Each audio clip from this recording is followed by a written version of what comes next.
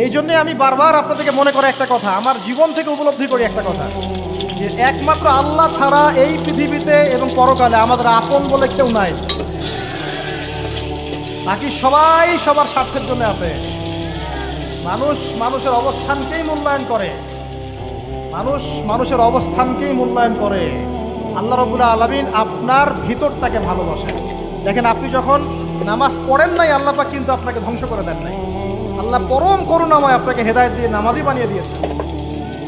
জীবনে অনেক পাপ করেছেন, ইনস্ট্যান্ট আল্লাহ পাক শাস্তি দিতে পারতেন, আল্লাহ পাক দেন নাই। আল্লাহ আপনাকে ভালোবাসেন, আল্লাহ আমাকে ভালোবাসেন। আল্লাহ পাকের এই ভালোবাসার ঋণটা শোধ করার জন্য হলেও নামাজি হয়ে যান, আল্লাহর পথে ফিরে আসেন, দিনের জন্য কিছু করেন, দিনের ফিকির করেন, পড়াশোনা করেন। প্রিয় ভাইরা, আল্লাহ পাক তৌফিক দান করুন। দেখুন, এই রিবা থেকে দূরে থাকার জন্য একটা হাদিস যথেষ্ট, যে 4 শ্রেণীর মানুষকে আল্লাহ রাসূল